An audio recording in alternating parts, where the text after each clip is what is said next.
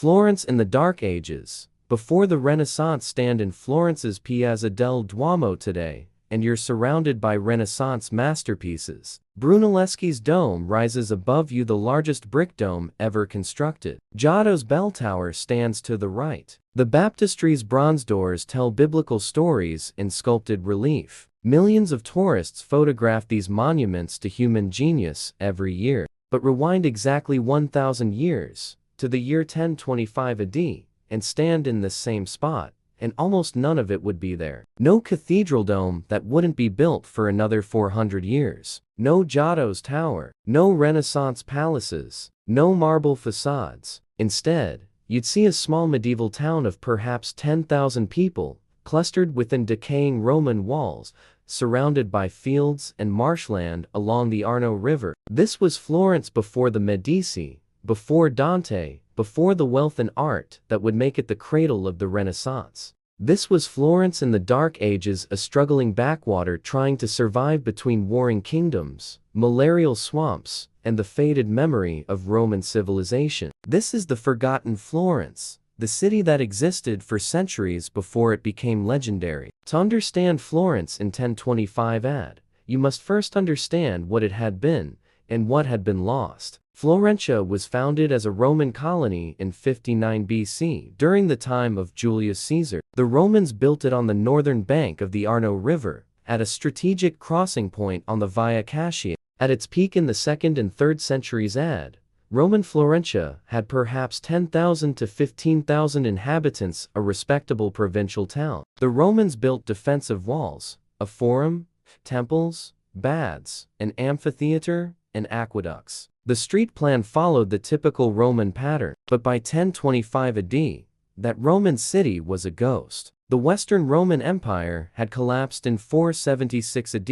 Italy had been invaded and conquered repeatedly by Ostrogoths, devastated during the Gothic War, then conquered by the Lombards, and finally incorporated into the Carolingian Empire. Each wave of invasion, war, and political collapse had damaged Florence. The population had declined. The elaborate Roman infrastructure had fallen into ruin. The amphitheater was abandoned, its stones scavenged for building material. By 1025 AD, the Roman walls still stood, though sections had collapsed and been crudely repaired with medieval masonry. The Roman street grid survived in modified form, but the grand public buildings were gone, replaced by smaller medieval structures built from salvaged Roman stone. Florence in 1025 had occupied roughly the same location as modern Florence on the north bank of the Arno River, in a broad valley in the Tuscan hills. The Arno was both a resource and a threat. It provided water and served as a transportation route, but it flooded regularly. The low-lying areas near the river were marshy and prone to malaria. Floods could inundate parts of the city,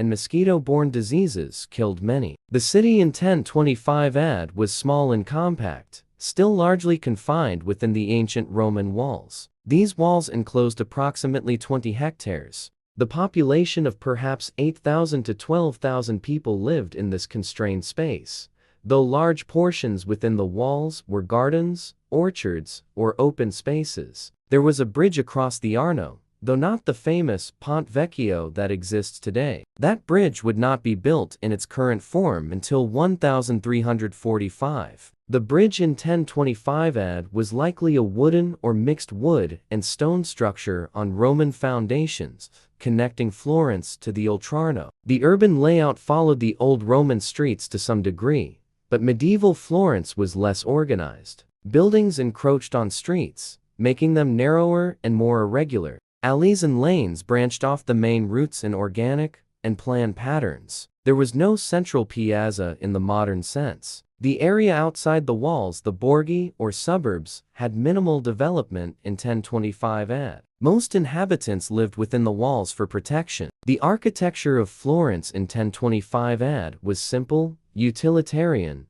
and predominantly built from salvaged Roman materials and local stone. Most residential buildings were 2 or 3 stories tall, constructed with stone foundations and lower floors, with upper floors often built in timber and wattle and daub. Roofs were tiled with terracotta, a continuation of Roman building traditions. Buildings were narrow, with small windows. Glass was rare and expensive. Houses crowded together along narrow streets. The wealthy lived in slightly larger stone structures, often with fortified elements like thick walls and small defensive towers. The poor lived in cramped quarters, sometimes multiple families sharing a single building. The most important buildings were religious structures. The baptistry of San Giovanni was already present, though its exact date of construction is debated. It was built on the site of an earlier Christian church or Roman building, extensively remodeled in the 11th and 12th centuries. By 1025 AD, it served as the city's baptistry. Other churches existed but were small, simple Romanesque structures, thick stone walls, rounded arches, barrel vaults, and minimal decoration. These were not the grand Gothic or Renaissance churches Florence would later build. Examples would have included early versions of churches like San Lorenzo and Santa Reparata. There was no cathedral in the modern sense. The bishop's church was Santa Reparata, a modest structure located roughly where the current Florence Cathedral stands. The Palazzo Vecchio did not exist. That wouldn't be built until 1299. There was no grand civic palace in 1025 AD. Stone for construction came from local quarries in the Tuscan hills. The Pietra Serena, the gray sandstone characteristic of Florentine architecture, was already being used. The population of Florence in 1025 AD is estimated at between 8,000 and 15,000 people, making it a minor town by contemporary standards. The social structure was feudal and hierarchical. At the top was the Margrave of Tuscany, the regional ruler appointed by or allied with the Holy Roman Emperor. The Bishop of Florence was another major power. The church owned extensive lands, collected tithes, and wielded spiritual authority that translated into political influence. Below the Margrave and bishop were local nobles, families who owned land in and around Florence, controlled fortified towers or rural estates. The emerging merchant and artisan class was small in 1025 AD. Florence was not yet a major commercial center. The majority of the population consisted of agricultural workers, urban laborers, servants, and the poor. Most people lived at subsistence level. Slavery was declining by 1025 AD in Tuscany, replaced by serfdom and other forms of unfree labor. Serfs worked the land owned by nobles or the church. Women's status was strictly patriarchal. Women from wealthy families managed households and could sometimes influence family decisions, but had no formal political or legal power. Most women worked in agriculture, textile production, household labor, or as servants. Daily life in Florence in 1025 AD was governed by agricultural rhythms, church bells, and the struggle for subsistence. Most people woke at dawn. Artificial light was expensive: candles from tallow or beeswax, oil lamps burning olive oil, so work followed daylight. Church bells rang throughout the day, calling the faithful to prayer and marking the hours. Breakfast was minimal, perhaps just bread and watered wine. The main meal was eaten at midday, consisting of bread, pottage, beans, onions, cabbage, and occasionally cheese or salted meat. Fish from the Arno supplemented diets. The wealthy ate better: white bread made from wheat, roasted meats, game, wine, and occasional imported luxuries like spices. Water came from wells and the Arno, though river water was often contaminated. Wine and ale were safer to drink and were consumed by everyone, including children, usually diluted. Work occupied most of the day. Farmers worked fields outside the walls, growing wheat, barley, vegetables, grapes for wine, and olives for oil. The Tuscan countryside was less cultivated than it would later become. Much land was still forest, scrub, or marsh. Craftsmen worked in small workshops. Blacksmiths forged tools and horseshoes. Leather workers made shoes and harnesses. Weavers produced wool cloth. Carpenters built and repaired structures. Most work was done by hand with simple tools. Women managed households, spun wool, wove cloth, preserved food, and cared for children. Childbirth was dangerous, and infant mortality was extreme. Perhaps 30 to 50% of children died before age 5. Disease was rampant. Life expectancy at birth was around 30 to 35 years, though those who survived childhood might live to 50 or 60. Sanitation was primitive. Human and animal waste was dumped into street gutters or pits. The Arno served as an open sewer. Malaria, dysentery, typhoid, and other diseases were common. The medical knowledge available was limited based on ancient texts, folk remedies, and religious healing. Literacy was rare, confined to clergy, and a small number of nobles and scribes. Most people could not read or write. Knowledge was transmitted orally or through the church. Entertainment was simple. Religious festivals, saints' feast days, storytelling, drinking in taverns, and occasional traveling performers. Life was hard, short, and dominated by work and survival. The economy of Florence in 1025 AD was primarily agricultural and local. This was not yet the great commercial powerhouse it would become during the Renaissance. Agriculture dominated. The surrounding countryside produced wheat, barley, wine, olive oil, and vegetables. Livestock, pigs, sheep, goats, cattle were raised for meat, milk, and leather. Most of this agricultural production fed the local population, with small surpluses traded regionally. Florence's location on the Arno and near the Via Cassia provided some trade opportunities, but the city was not a major trading hub in 1025 AD. The volume of goods was limited. Some goods passed through: salt, iron, metalwork from northern Italy, wine, and oil moving north. Craft production was small-scale. Wool weaving existed, but was not yet a massive industry. Florence would later be famous for high-quality woolen cloth, but in 1025 AD,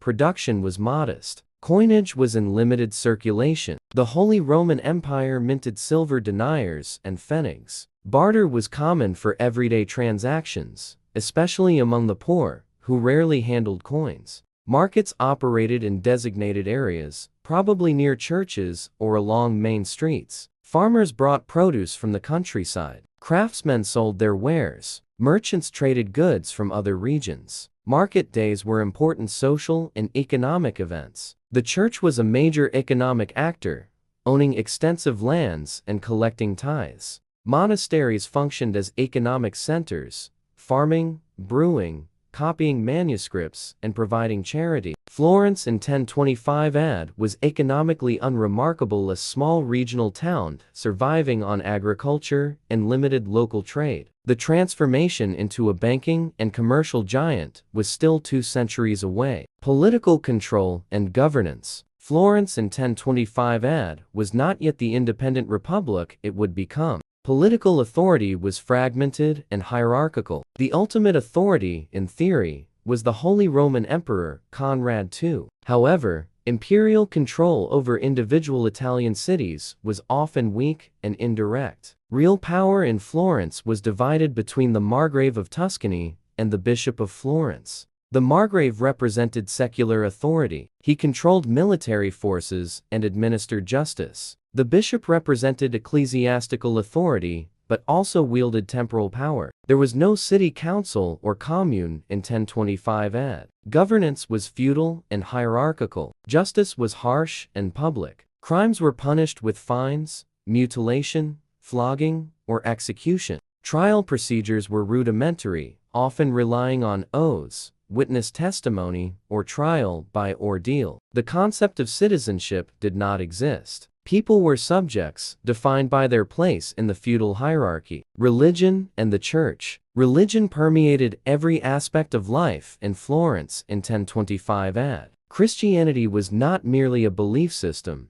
but the organizing principle of society. Florence was a bishopric, with a bishop overseeing spiritual life for the city and surrounding territory. The cathedral, Santa Reparata, was the spiritual center of the city. Services were conducted in Latin, which the common people did not understand. The baptistry of San Giovanni was critically important for baptism. Every Florentine infant was baptized here, creating civic and religious unity. Parish churches served neighborhood communities. These were small structures with an altar. Monasteries and convents existed in and around Florence, following the rule of Saint Benedict. These religious communities preserved literacy and learning in an era when secular education had largely disappeared. Religious festivals structured the year: Christmas, Easter, Pentecost, and saints' feast days. These events provided the main breaks from labor and were central to social life. Relics, bones, or belongings of saints were venerated intensely. The church also provided the only social services, caring for the sick and distributing alms.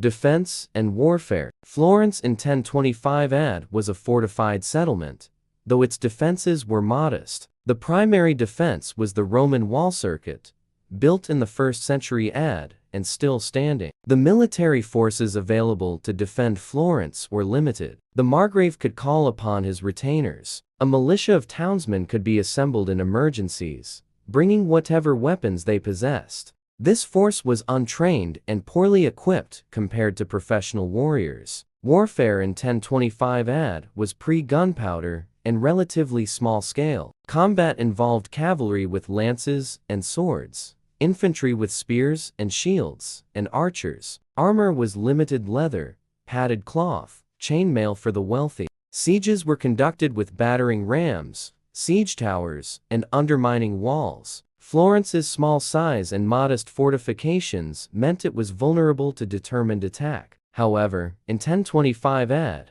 Florence was not a major military target. The real military threats came from feuds between local nobles, banditry, and occasional regional conflicts. From backwater to brilliance, Florence in 1025 AD was unremarkable, a small medieval town. It struggled in the shadow of its Roman past, surrounded by marshes and Tuscan hills. Governed by distant emperors and local bishops, its economy based on subsistence agriculture and limited local trade. There was no hint, in 1025 AD, of the greatness to come. The magnificent cathedral with Brunelleschi's dome wouldn't be built for another 400 years. The banking houses that would dominate European finance didn't exist. The artists who would create the Renaissance were centuries away from birth. Dante's Divine Comedy wouldn't be written for another 275 years. The transformation of Florence from medieval backwater to Renaissance capital would take centuries. The rise of the textile industry brought wealth. Banking families accumulated fortunes and political power. The development of republican government,